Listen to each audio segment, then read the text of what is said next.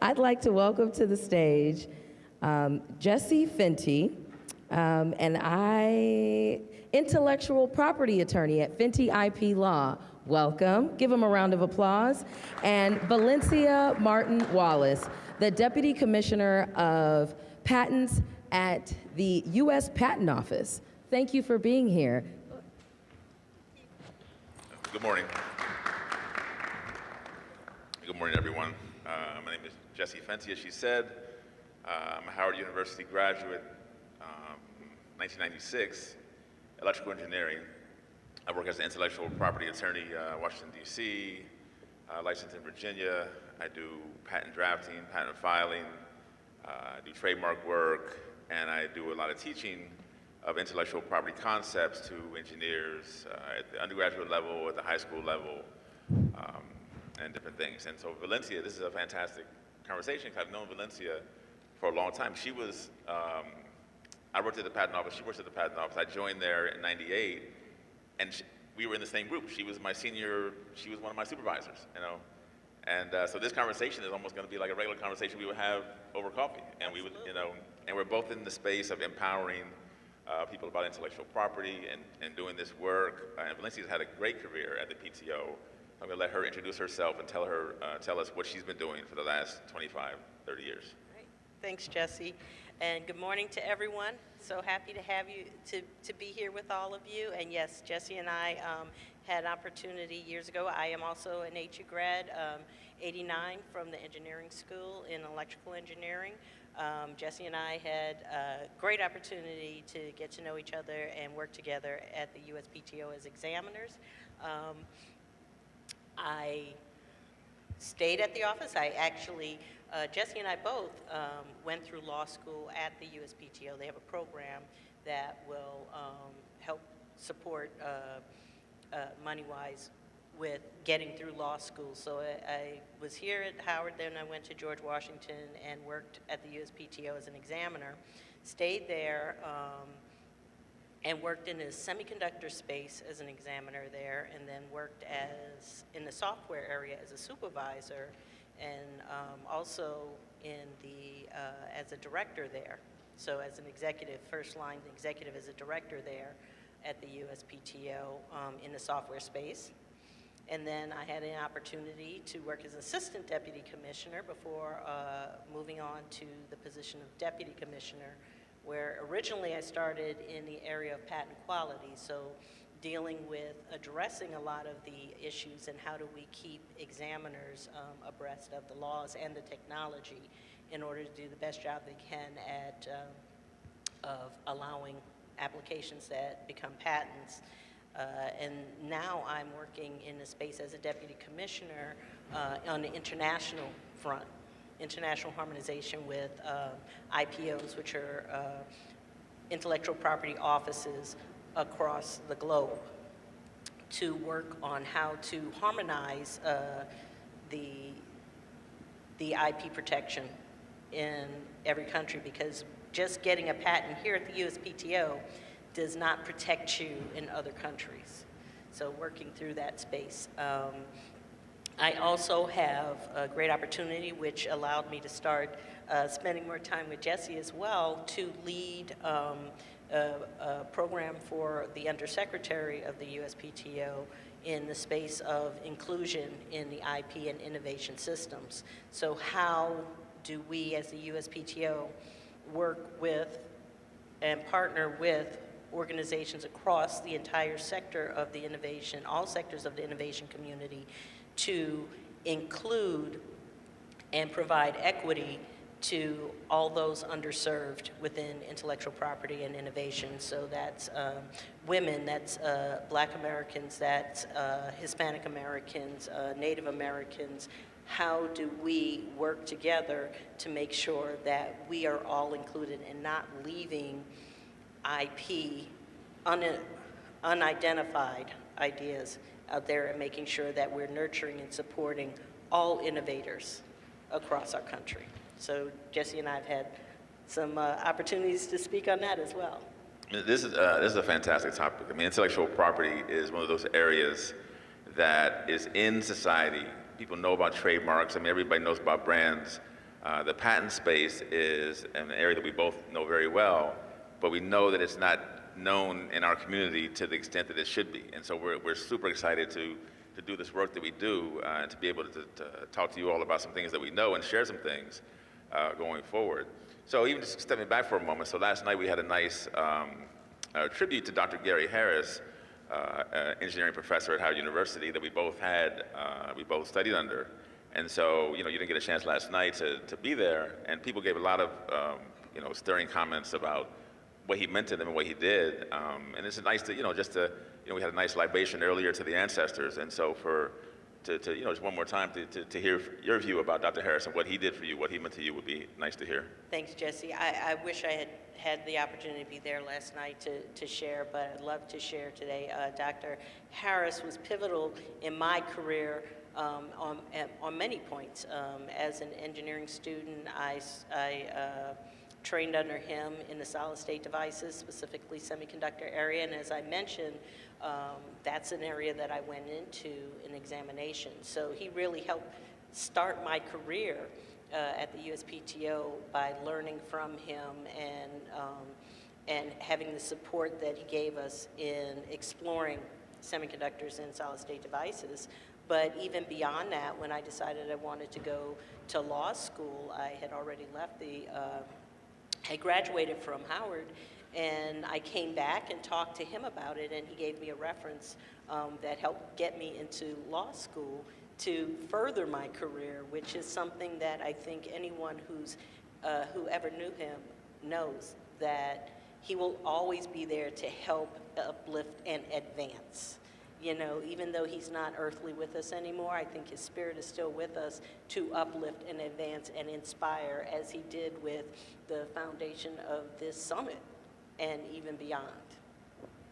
Great. All right, so let's get into some patent office talk. So what should startup founders know about the USPTO? So first, know that there's more than utility patents. There are many different types of IP, but let's start with utility patents, in that you don't have to be a rocket scientist to get a patent, a rocket scientist to be a patent, right? You can get a patent for shoelaces. You can get a patent for and it's very lucrative for Nike and Adidas, for the tennis shoe. Anything that has utility, anything that has use, that comes to your mind, an idea that comes to your mind that has use in any space, is the possibility of a patent. So don't ever think somebody else has already done it. Don't ever think it's not enough until you go through the process and you do research to look and see what else is out there.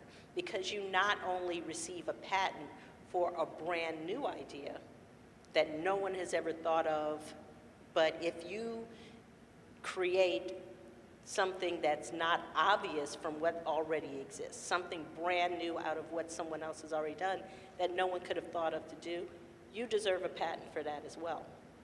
Another thing you should know about are design patents, which I think don't get the exposure and the value that they deserve, because getting a utility patent, say, the chair that you're sitting on right now, it has a use. You're sitting on it, so you can get a utility patent. But the look of that, the design of that patent, the print on that chair, also deserves, if it's unique, not done before, it also deserves a different type of patent, a design patent. There are other things as well as trademarks. So if you're... All right, let's stay with patents for a second. second. We're sticking with patents. Okay, I'm going too far for it. No, we're going to get there. I want to clarify for the audience, and so I teach a lot in this space. So what is a patent? We talk about you can protect something with it. So I tend to break down a patent into three different things. I think it's an engineering document, it's a legal document, and it's a contract with the government. So what is a patent? So it's a property right, So why is it an engineering document? Let me ask you that. What's in it? So if there's something, as I mentioned, if there's a use to it, then it is something that's part of your idea, your intellectual property, which means you have an opportunity for the life of 20 years to protect how that idea, whether it is a high-tech idea like a metaverse or NFTs, high-tech, or as simple as I said, a shoelace. If it is your idea and you've gone through the process of the USPTO to have this contract, this patent, it says you, for 20 years, are the only person who can use that. And it is your choice at that point to then license it to others. They have to pay you to use that idea. So what's the process? So do I just submit an idea? Is it just a one-page document? So I have this idea for this chair that does this. Is that enough to have this described as the idea? Like, what do you need to show? So you have to show several things when you are applying for a patent. You have to disclose. You have to have a full disclosure. So that disclosure provides background of this idea. You know, what do you know of this idea, of that chair? If you know of others who have created a chair like this, what's that background? And then you describe in detail how what you're doing is different from that. And you provide figures for that as well. This is what it looks like. That all goes into your patent. And then you provide claims. I claim this as my idea. The first claim, your independent claim, is your broadest claim that says, I'm going to make it as simple as possible, but it goes into more detail, a chair. A chair that has 4 legs and a backing with a metal brace around it. You make that first independent claim as broad as you can. That still does not infringe on anyone else's ideas. And then later, dependent claims start adding in more ideas about it. It's a steel frame. The chair has 4 legs that are equidistant apart. Things that start helping to protect more of your idea. But what you want to do with your independent claim is make it as broad as you can without infringing on others. That gives you the broadest protection. So what's this purpose then? Most people think they have an invention idea and they want to keep it secret. I got this idea and I want to keep it secret, this business idea, I don't want to tell anybody. Why am I telling the government my idea and explaining to them how you made it? Why am I doing that? First off, if it's your idea and you have not filed a patent, then yeah, you shouldn't tell other people because you don't want anybody else stealing your idea, right?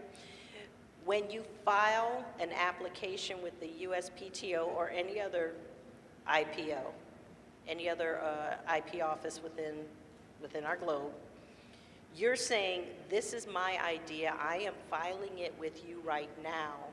What's the date in which I can now start telling people I filed this application and it is under review? That's when your protection starts for when you have a patent. That's your filing date that says, and that's the system that we now work from that's harmonized with other countries is first inventor to file. That's what you need to do in order to start the protection. Because if someone has, on the other side of the globe, right, has the exact same idea as you and decides, I want to get protection in the United States, I'm going to file. Even if you've done it first, they were the first one to file within the USPTO, therefore they get the right to that idea.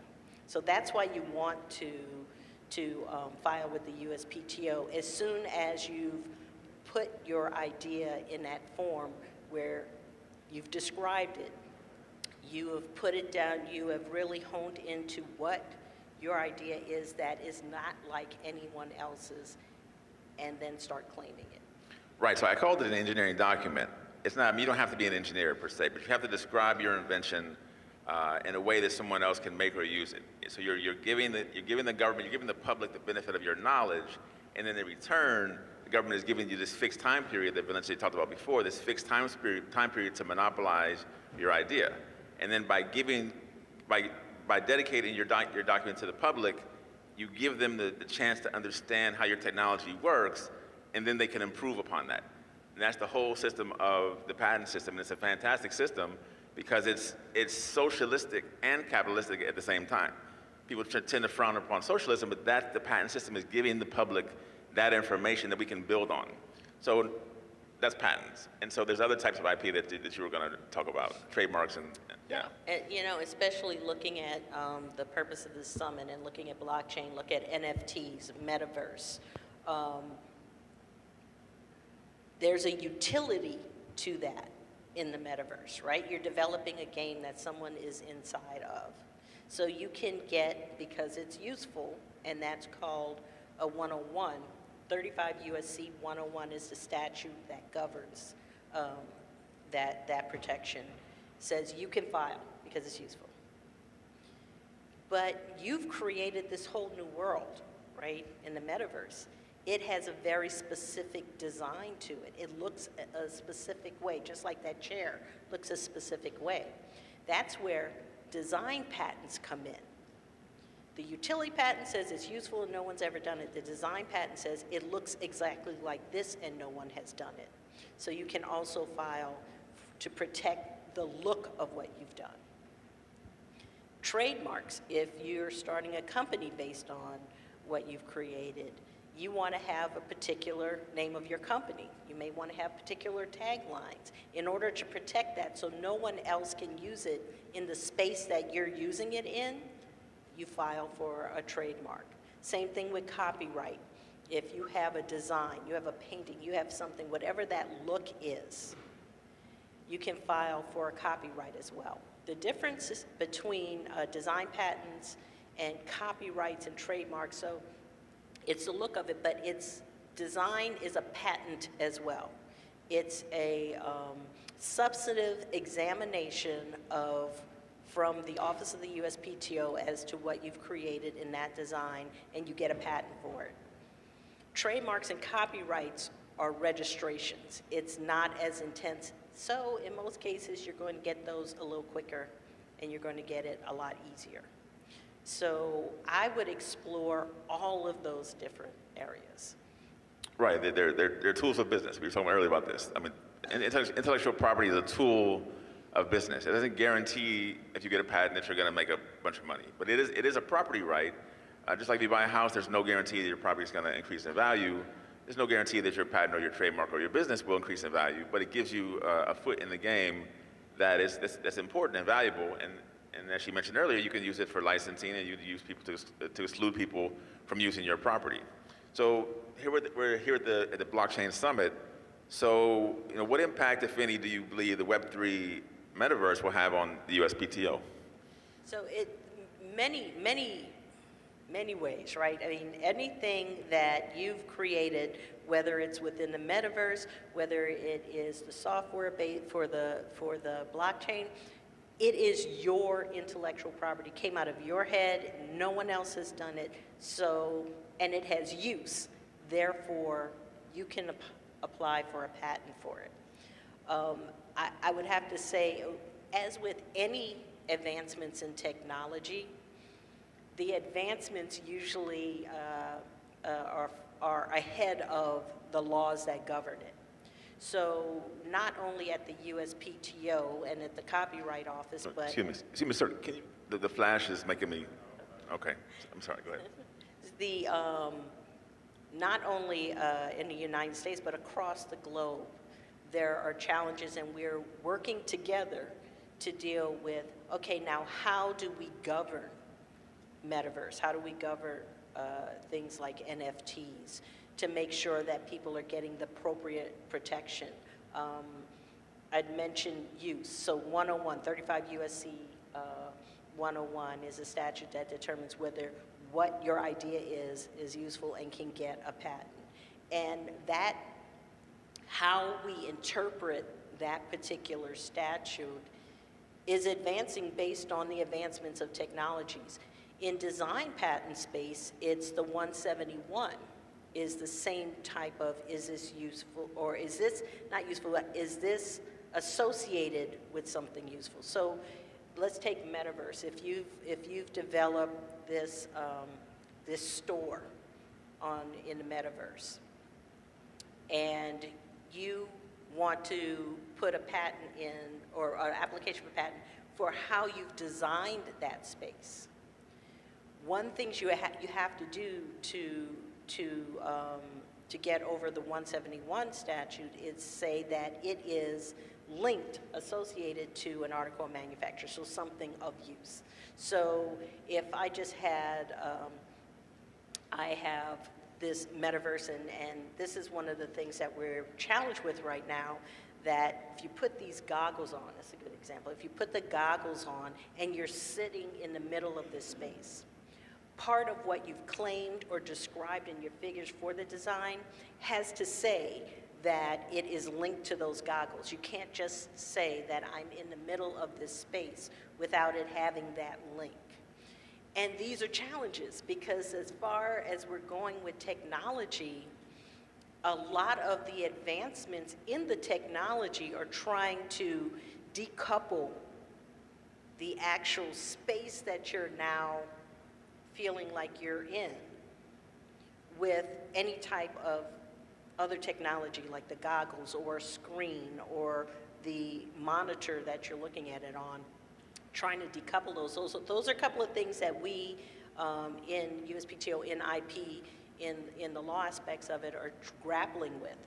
But now you do have these opportunities, right, in the utility side on the patent to apply, because you can get a patent for the software that provides this. On the design side, you may have to identify it as through these goggles, but you can still get that protection. And I tell everyone, you don't really know until you make the application and file. So it's a fantastic point. And the PTO has a heavy burden of trying to decipher what is an invention and what isn't. And she was making reference to, right, whoever invented the goggles, and then people use the goggles. And so the person gets the patent for the goggles, but then someone else has a claim or has an invention that's related to that, and trying to decipher who invented what. It goes to the courts, it goes to between different companies. It's a huge endeavor, and the patent office and attorneys like myself go back and forth all day long and try to figure out what the differences are and what gets patented and what doesn't, and who can use, what defines someone's invention. So I wonder also, so there's a lot of entrepreneurs in the room, people working at blockchain, people working in the metaverse, but certainly for blockchain, is the PTO going to adopt, is there any chance for people in the room to sell their services to the PTO, to the PTO to adopt, in terms of like databases and record keeping and all these things, these values that the blockchain has? Is the PTO going to use blockchain in terms of their internal resources or internal workings of the system? That's a completely different area that's a great question that we are looking through right now. AI, artificial intelligence, and blockchain and metaverse, and how do we now use that to improve our examination process to make sure that we're getting the best, the best references, prior art, which are any publication that's out there that we need to take a look at to see if what's in front of us, the idea in front of us, has been done by others. And I tell people all the time, especially with the internet and how close we are to everything in the world now, there are many prior art references out there as there are stars in the sky, and examiners have a very finite number of hours to do their work. So we are looking at AI and other advancements in technology that's going to assist examiners in doing their job. But if I could divert for just a little bit, because it's something that you brought up about, we have a lot of entrepreneurs, we have small businesses in the audience. I'd like to, not that I'm taking anything away from Jesse, because he's an amazing attorney, and if you can afford his services, you should use his services. Thank you. But we have programs for micro entities and small entities. We have programs like the Pro Bono program, which is a free service for those who are of a certain income level that will help you free of charge to file your application.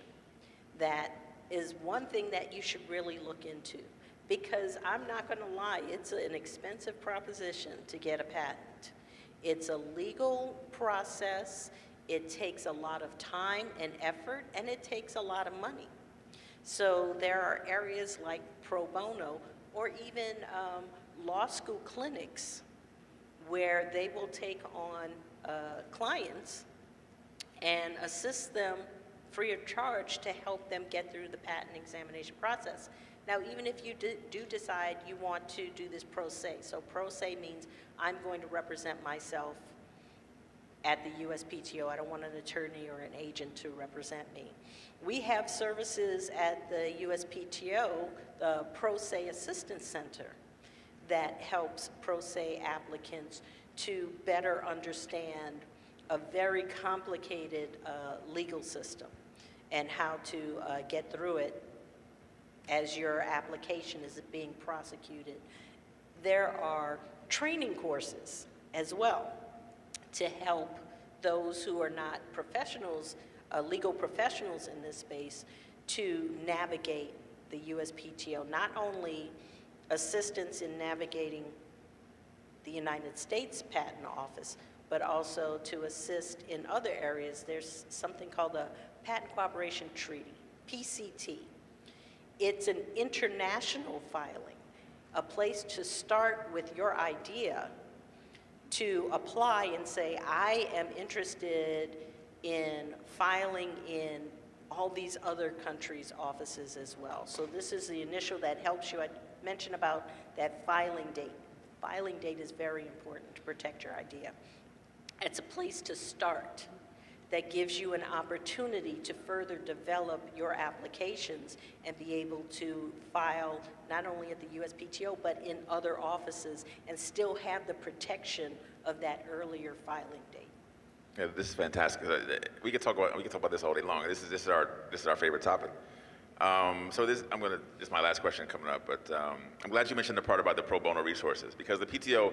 So at my law firm, we register for the PTO updates. So we get all these updates like daily of all these fantastic programs the PTO is doing, and they're doing a great job right now of outreach and informing people about the different opportunities and programs within the USPTO. And even attorneys like myself can volunteer with the pro bono program to help people who have filed like what they call preliminary patent applications, provisional patent applications, and then help them along the next steps along the way. So my last question is, so what challenges does the PTO see going forward the next 5, 10, 15 years? Or where's the PTO going, if it's not there already? So a couple of challenges that I see for the USPTO. One is advancements in technology and making sure the laws that govern and protect that technology are in place. So 101, I mentioned subject matter eligibility. What actually is eligible to get a patent is an area that's been a challenge not only for the USPTO, but for Congress and for our courts on how to interpret and make sure that we're giving the appropriate protections.